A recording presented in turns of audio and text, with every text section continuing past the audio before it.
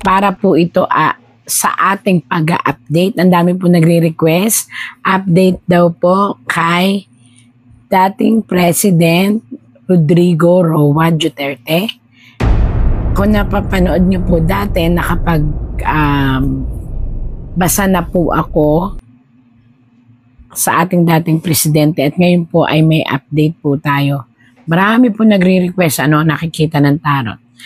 Again, ito po ay ating babasahin, walang kinikilingan at wala rin po akong script. Kung ano po sasabihin ng tarot, yun po ang aking sasabihin.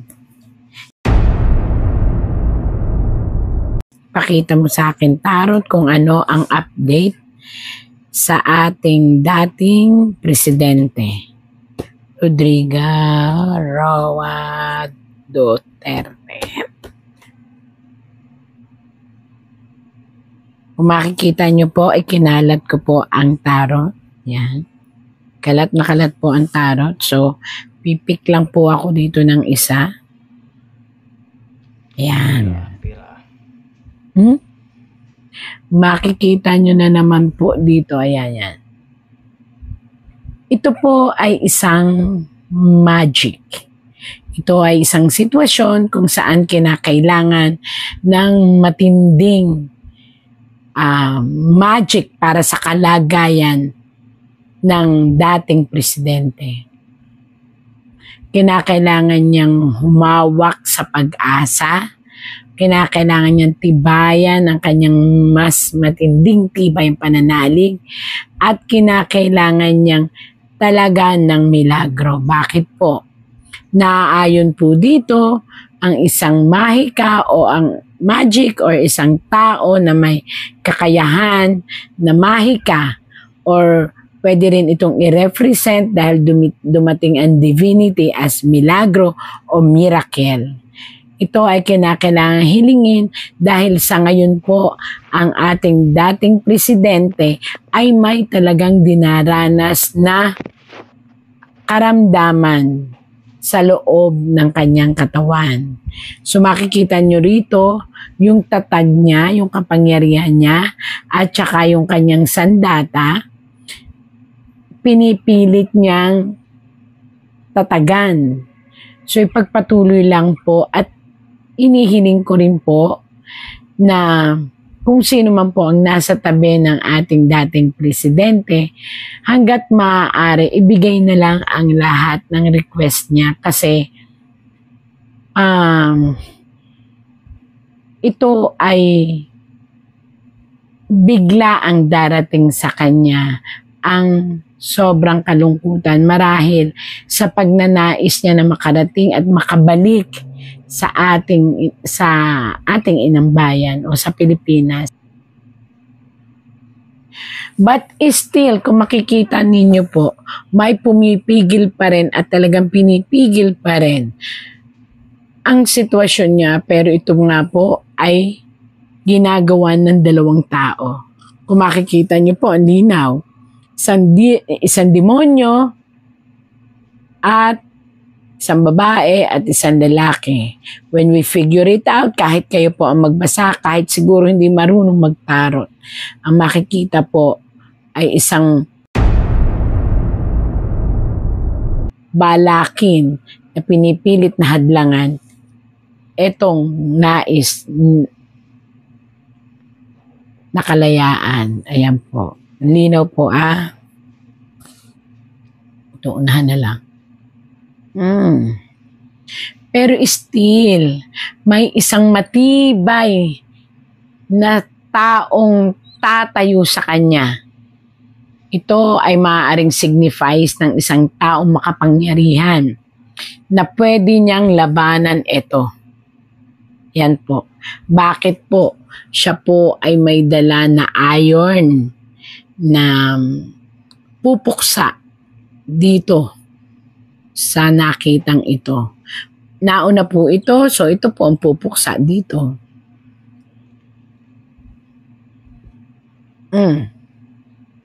Again, hindi lang ito isang alliance na bansa, may isa pa secondary sa taas at lakas ng bansang ito at ng taong ito. So may isa pang, bakit sinabi ko namang ito'y kaalyado nito? Bakit? Kasi po siya ay bughaw. At ang hawak niya ay espada. Pero kung mapapansin niyo po doon ay may mga ibon. So ibig sabihin nito, hindi ito kalaban ng taong ito. Ito ay kaalyado nito na napakalakas din. Ayan po.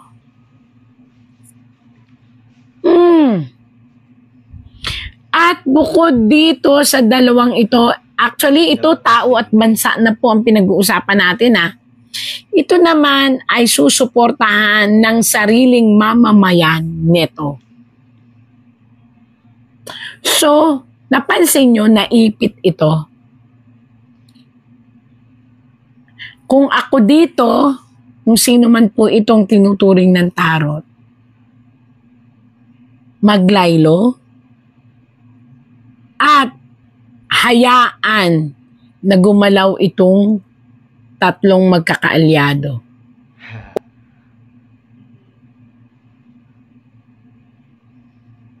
Isang bansa ang pupuntahan po ng ating presidente, dating presidente. Isang bansa ang kukup-kup sa kanya, kung saan ito ay napapalibutan ng tubig at nature. Maaring ito ay within the Asian country. At ito ay aalagaan at mamahalin nila. Subalit again and again, ito ay susuplahin na naman neto. Nakita nyo? Next President, VP Sara Duterte. Ayan, parehas. Paano ko nasabi ito? Yung nagsasabing may Google na gano'n. Ito. Paano ko nasabi po itong ang demonyo at ang babae at lalaki? Bakit ito, ang anghel, tapos babae at lalaki? The arkanghel na sinasabi nila, no. Sa Google po yun ay arkanghel. Pero sa definition ng tarot, ito ay uwad na nagmimistulang anghel. Nakita nyo? Because Gabriel, ang angel, ang sabi ng tarot, supposedly, correct nga dapat yun kasi tarot na po ang nagsasalita Ang hawak po ni Gabriel ay isang katotohanan na espada. May nakita po ba tayo ditong espada? Yan ang tama. At bakit po violet? Ibig sabihin, gusto ng pagdurusa, luha at kalungkutan. Ang isa po bang Gabriel ay ganon? Hindi. Yun po ang sabi ng tarot sa akin. So, talagang ito po yung nakakausap ko, bata pa lang ako. Maraming nagtataka sa akin paano ko na i-define. Hindi po ako nag-aaral niya sa Google or anything. Pero naniniwala ako sa lingwahe ng spiritual ng tarot. At ang attachment namin ng tarot. Kung makikita ninyo, parehas na parehas.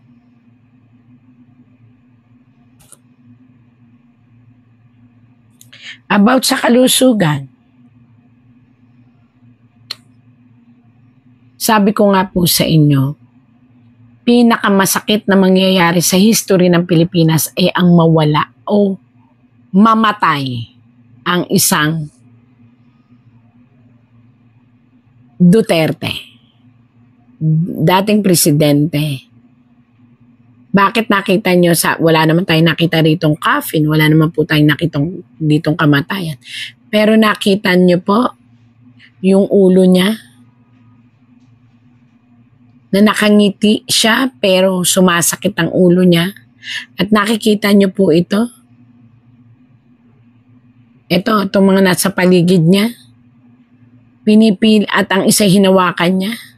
Pinipilit lang po niya na maging matatag ang ating dating presidente. Ayon dito po Pero sa dami po ng pinipilit na isampa sa kanya, sabi nga niya, this is life daw niya ngayon. Sabi niya dito sa tarot Pero sabi rin niya, kung ito ang kanyang destinasyon, tatanggapin niya ito. Pero, mamalin siya ng sanlibutan. Gagawan siya ng statue. Ito. Isang anak ng ating presidente, dating presidente na lalaki, ang pipilitin na ibangon ang pangalan niya. Dadaan lang siya ng maraming pagsubok, pero magtatagumpay siyang maibangon ang pangalan ng kanyang ama. Lalaki po yan. Parang ano to At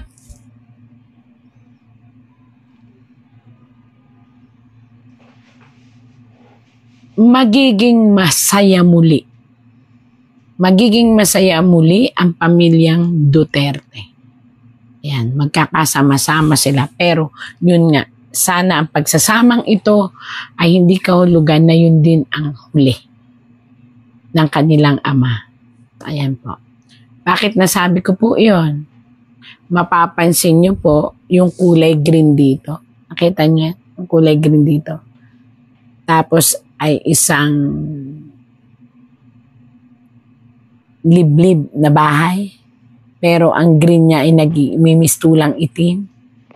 Ito po ay pagsasama-sama na maaaring may kahinatnan ng biglaang patawag.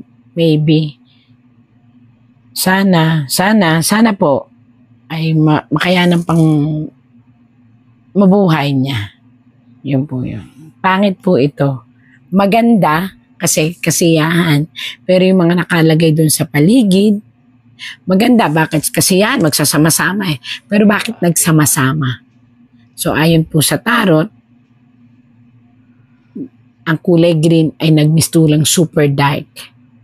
So maaaring may isang panawagan na gustong magpaalam. Sana naman po'y huwag. Pero ito po'y nakita ko lang sa tarot Ang problema, kailangang may uwi or kailangang mailabas po siya upang hindi danasin ng Pilipinas ang isang matinding pag-aaklas. Kung sino ang mag-aaklas, yun ay mga tao na susuportahan ng isang matinding institusyon ulit.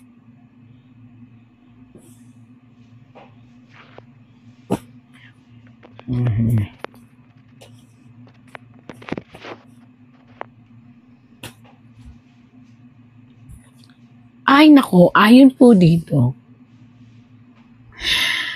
Ang liwanag ng kaso po niya ay naghahanap pa rin ng marami pang liwanag. Ibig sabihin po nito, tanging siya lang talaga ang nagbigay ng sakit ng ulo sa mga taong humuli sa kanya kasi kinalkal lahat. Only in the history ng lahat ng mga nakuha o nakulong sa ICC na yan or sa kung ano man, ay siya lang po ang magbibigay liwanag at maikukorek. Maaaring may dahilan kung ba't din siya napunta doon na hindi akalain ng humuli sa kanya na siya ang magbibigay liwanag sa katarungan ng mga tao or sa anong sitwasyon mayroon ang ICC. Ayan po ang liwanag. Para siyang naging isang hermit, hindi siya taga roon, pero siya humawak ng liwanag, pero ipinasok siya doon para siyang isang magic na nung pumasok siya, nabulabog lahat. Yun po ang ibig sabihin.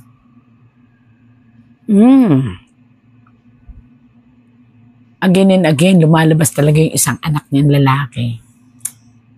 Kung sino ka man, dalawa kasi kayo, hindi ko kayo ma-pertain kung sino, pero both of you talaga ipagtatanggol ang pangalan ng Ama, pero ang isa ang talagang magi-stand alone at mukhang mamahalin ng buong sambayanan at susuportahan ng clan ng Duterte.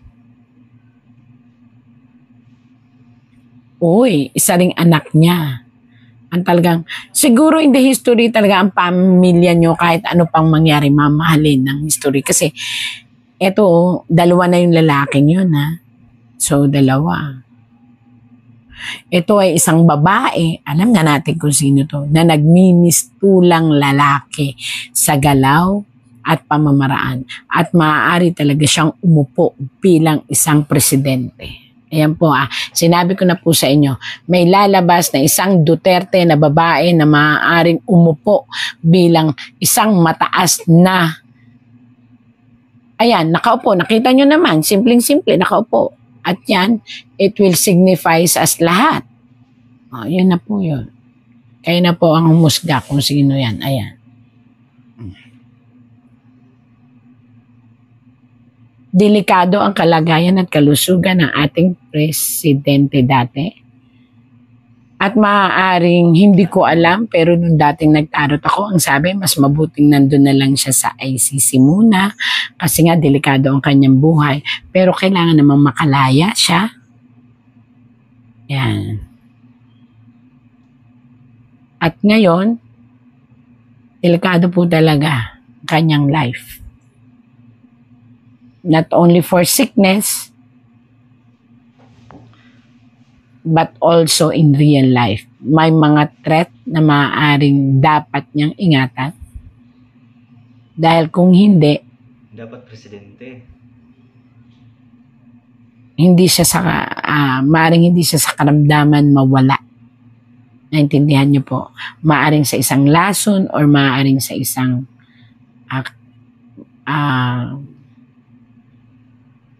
paano ba to? Parang yung nangyari sa mga dating presidente, ayun, na nawala, na maaaring maging madrama. So, it's either lason, karahasan. Pag sinabing karahasan, ayan o, dalawa. Dalawa, tapos may crab. Ano yung crab? Anting-anting. Paghila sa kanya. So, dalawa, it's either lason na pwedeng lumason sa kanyang kalusugan, or it's either one,